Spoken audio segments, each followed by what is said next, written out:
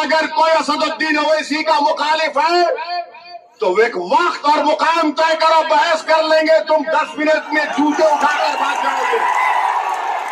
नौजवान उसकी बात को दाद देते हैं। ओवैसी भड़काऊ भाषण नहीं देता, ओवैसी ना जज्बाती भाषण देता है, ओवैसी सच को बयान करता और अल्लाह जानता है इस बात को मैं सच को बयान कर रहा हूं। किसी ने बीजेपी को वोट दिया? आपने दिया तो नहीं दिया तो हाथ उठाइए। अरे 20% मीडिया आलो, चुल्लू पर पानी में डूब मरो, देखो ये हमारे वफादार। मैं आपसे भीख मांगने आया हूं कि मुत्तहिद हो जाओ। उत्तर प्रदेश की विधानसभा में उत्तर प्रदेश के मुसलमानों अपने वोट की अहमियत को समझो। यानी हर इलेक्शन जिंदगी मौत का नाम आ रही है। हर आदमी आकर कहेगा ये दल्ले आएंगे। अगर आप ये समझ रहे कि समाजवादी बीएसपी हो या कांग्रेस हो वो इन मसाइल को उठाएगी, नहीं उठाएगी।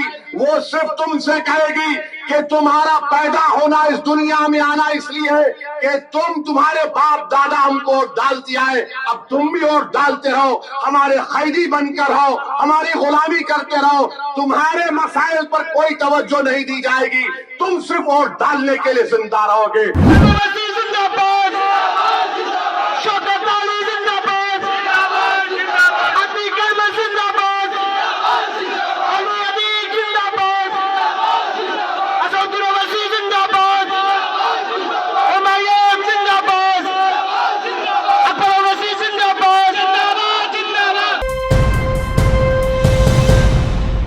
हमारे आने का मकसद एक ही है कि किठौर में मुसलमानों की एक सियासी लीडरशिप बने, किठौर में मुसलमानों की क़ियादत बने।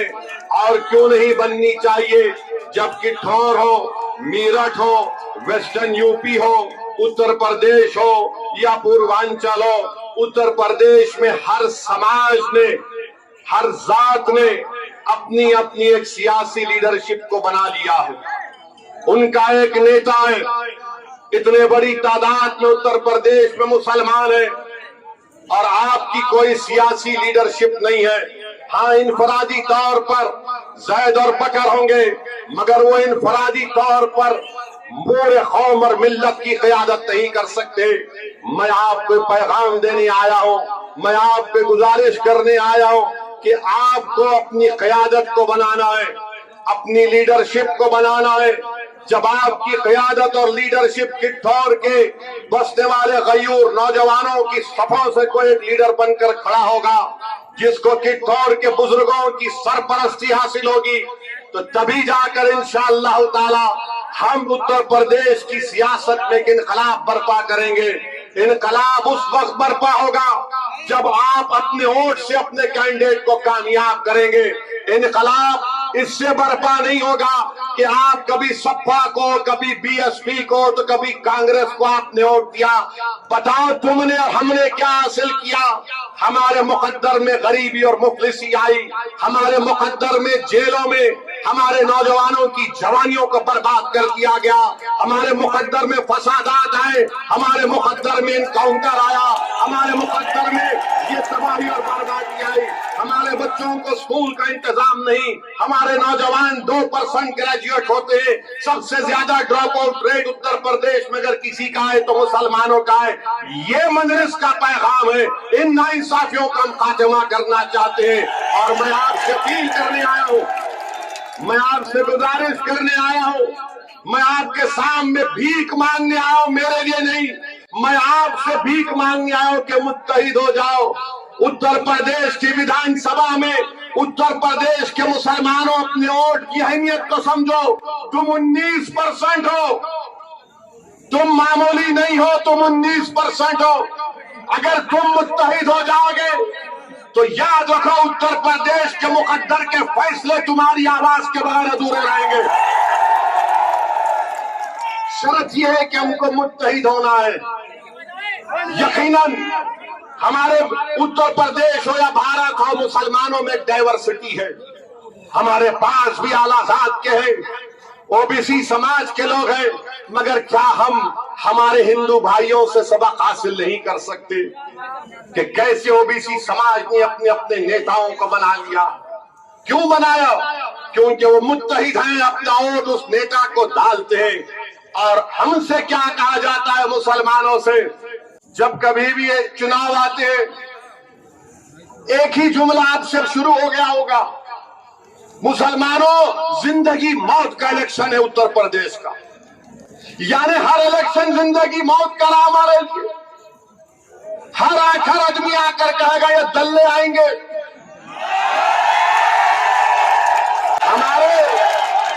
हमारे जाने के बाद ये आकर आपके कान में खुसफुस करेंगे, अरे ये जिंदगी मौत का इलेक्शन है। ये सब आकर कहेंगे जिंदगी मौत का इलेक्शन है। ये ओवैसी भड़काऊ भाषण देता है, ये ओवैसी जज्बाती बात करता है, नौजवान उसकी बात को दाद देते हैं। ओवैसी भड़काऊ भाषण नहीं देता, ओवैसी ना जज्बाती भाषण देता है, ओवैसी सच को बयान करता है। अल्लाह जानता है इस बात को, मैं सच को बयान कर रहा हूं। मैं आज भी कह रहा हूं, भारत में अगर कोई असदुद्दीन ओवैसी का मुखालिफ है तो एक वक्त और मुकाम तय करो, बहस कर लेंगे, तुम 10 मिनट में जूते उठाकर भाग जाओगे। पूरे उत्तर प्रदेश में अगर किसी से सबसे ज्यादा नाइंसाफी हुई दलितों के बाद, तो उत्तर प्रदेश के मुसलमानों से नाइंसाफी हुई है। और नाइंसाफी करने वाले कौन? जो हमसे वोट हासिल करते रहे, ये डरा कर वोट हासिल किया कि जिंदगी और मौत का इलेक्शन है। इलेक्शन तो हो गया, हम रोज मरते थे तो वो कभी नहीं आते थे, मगर जब इलेक्शन आ गया तो सब के सब एक ही आवाज में, यानी खव्वालों की टीम निकल चुकी है, एक ही राग में रात जागते हैं कि जिंदगी मौत का मामला है, जिंदगी मौत का मामला है। बताओ, अगर उत्तर प्रदेश में सिर्फ 2% मुसलमान ग्रेजुएट है तो क्या यह जिंदगी मौत का मामला नहीं है? उत्तर प्रदेश में अगर सबसे ज्यादा बच्चे और बच्चियां स्कूल से दूर है, मुसलमान है, क्या यह जिंदगी और मौत का मामला नहीं है? उत्तर प्रदेश की जेलों में 27% मुसलमान अंडर ट्रायल है, तो क्या यह जिंदगी और मौत का मामला नहीं है? उत्तर प्रदेश में 5 साल में सबसे ज्यादा इनकाउंटर 37% अगर किसी का हुआ तो मुसलमानों का है, तो क्या इनकी मौत नहीं हुई है? तुम कब आवाज उठाओगे इस पर? अगर आप ये समझ रहे कि समाजवादी बीएसपी हो या कांग्रेस हो वो इन मसाइल को उठाएगी, नहीं उठाएगी, वो सिर्फ तुमसे कहेगी कि तुम्हारा पैदा होना, इस दुनिया में आना इसलिए है कि तुम्हारे बाप दादा हमको वोट डालती आए, अब तुम भी वोट डालते रहो, हमारे कैदी बनकर रहो, हमारी गुलामी करते रहो, तुम्हारे मसाइल पर कोई तवज्जो नहीं दी जाएगी, तुम सिर्फ वोट डालने के लिए जिंदा रहोगे। मैं आपसे कह रहा हूं कि हम नहीं मरेंगे इंशाअल्लाह ताला, हम मरने के लिए नहीं आए, हम सियासी तौर पर मरने के लिए नहीं आए। जिंदगी और मौत का फैसला तो अल्लाह करता है, हर एक के लिए एक वक्त लिखा जा चुका है। हम सब इस दुनिया में से जाएंगे, इस जमीन की ग़िज़ा बनेंगे, मगर ये तो बताओ तुम्हारी आवाज कौन है? कौन तुम्हारी तकलीफ को बयान करता है? कौन नौजवानों के दिलों में और नौजवानों की आंखों में जो ख्वाब है उसको कौन पूरा करेगा? कौन हमारी माँ और बहनें जो रात भर जागती है कि मेरा नौजवान बेटा घर अब तक नहीं आया, कहीं उसको पुलिस तो थाने लेकर नहीं चले गई, कौन उस माँ को इत्मीनान की नींद सुलाएगा? कौन बकरीद आएगी तो कहेंगे कि बेटा कुछ गोश्त खिला दे, ईदगाह के सामने आकर ठहर जाएंगे, ईदगाह के सामने आकर ठहर जाएंगे, किसी गरीब मुसलमान को हाथ पकड़ के बोलेंगे आ गले लग जा। गले तो लगा लेंगे मगर दिल में जो धड़कने हैं वो तुम्हारी नफरत और बर्बादियों से भरी हुई है। ये सच्चाई बयान कर रहा हूं मेरे अजीज दोस्तों और बुजुर्गों। इन अहम बात पर, इन नुकात पर, इन पॉइंट्स पर आपको गौर करना है। और हमारे जो मीडिया के लोग हैं,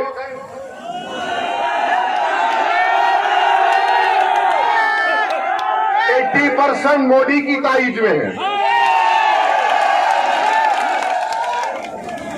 20% जो अपने आप को सेकुलर बोलते हैं, ये 80% और 20% में एक फर्क है।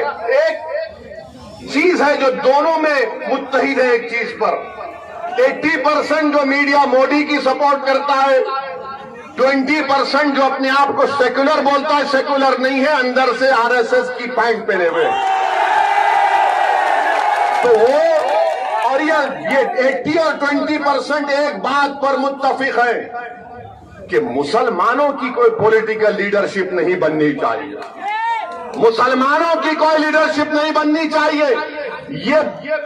ये बीजेपी आरएसएस के लोग कहते हैं मुसलमान की लीडरशिप बनेगी, तो देश का विभाजन हुआ था। तो हम उनको बताना चाह रहे हैं, अगर आज भारत में इतनी बड़ी तादाद में मुसलमान रह रहे, तो हमने, हमारे बुजुर्गों ने जिना के पैगाम को हमने ठोकर मारी थी और हमने कहा कि हम पाकिस्तान से कोई हमारा मतलब नहीं है, कोई मतलब नहीं है पाकिस्तान से हमारा। हमने उस पैगाम को ठुकराया। और जो लोग मुझ पर इल्जाम लगाते हैं, क्या तुम नहीं जानते कि दिल्ली की जामा मस्जिद की सीढ़ियों पर खड़े होकर क्या भारत के मुसलमानों को उस वक्त की हुकूमत के वजीर मौलाना अबुल कलाम आजाद ने नहीं कहा था भारत के मुसलमानों से कि तुम हिजरत के मुकद्दस नाम पर फरार की जिंदगी मत गुजारो? क्या उस वक्त की हुकूमत नेहरू के कैबिनेट के मंत्री कौन थे? मौलाना अबुल कलाम आजाद रहमतुल्लाह अलैह। क्या मौलाना आजाद ने नहीं कहा था कि हिजरत के मुकद्दस नाम पर फरार की जिंदगी मत गुजारो? तुम इस भारत के शहरी हो तो बताओ आपने हमारे से क्या किया? हमको इस वतन अजीज से जब भी मोहब्बत थी, आज भी और कल भी रहेगी इंशाअल्लाह ताला। और फिर ये जो 20% का अपने आप को सेकुलर कहते हैं, इनको भी एक ही बात की तकलीफ है कि ओवैसी मुसलमानों की पॉलिटिकल लीडरशिप की बात कर रहा है। ये नहीं हो सकता। मैं उन मीडिया के लोगों से पूछना चाह रहा हूं, जब अगर कोई एक मीडिया का जिम्मेदार किसी टीवी चैनल में पहुंच जाता है और वो एक बड़े ओहदे पर आ जाता है, तो वो ये कोशिश करता है कि अपनी जात के लोगों को मीडिया में घुसाया जाए, उसको नौकरी मिले। मैं नाम लेना नहीं चाहता, मगर किसी ने मुझसे कहा था कि फुला शख्स के बारे में आपकी राय क्या है? तो मैंने कहा उनके बारे में मशहूर है कि जब वो किसी टीवी चैनल में एंकर थे तो उस मीडिया चैनल के लोगों को बोलते थे कि ये मेरी जात का है, इसको नौकरी पे रख लो, इसको नौकरी पे रख लो। आज आकर आप इंटरव्यू ले रहे लोगों का कि ओवैसी का सभा है, मजलिस की सभा है, बोलो क्या होगा, उत्तर प्रदेश में क्या होगा? अच्छा, सवाल कैसे करते, मुसलमान का अगर वोट नहीं मिला तो बीजेपी आ जाएगी? पूछते हैं ना, बोलते हैं ना, अगर मुसलमान का वोट डिवाइड हुआ तो बीजेपी आ जाएगी? ये हर एक सवाल करता है ना आपसे, मुसलमान का वोट डिवाइड हुआ तो बीजेपी आ जाएगी? पूछते हैं ना। अच्छा, आप मेरे सवाल का जवाब दो। 2014 के जब लोकसभा के चुनाव हुए, क्या आपने मोदी के नाम पर वोट दिया था? किसने बीजेपी को वोट नहीं दिया? हाथ उठाइए।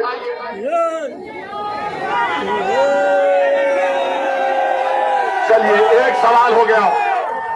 2017 का विधानसभा का चुनाव हुआ, किसने योगी को या बीजेपी को वोट दिया? हाथ उठाइए। नहीं दिया? किसने नहीं दिया? हाथ उठाइए। चलिए, 2019 का लोकसभा का चुनाव आया, किसी ने बीजेपी को वोट दिया? आपने दिया तो नहीं दिया? तो हाथ उठाइए। अरे 20% मीडिया आलो, चुन्नू पर पानी में डूब मरो, देखो ये हमारी वफादारी है। पेशानो देखो, ये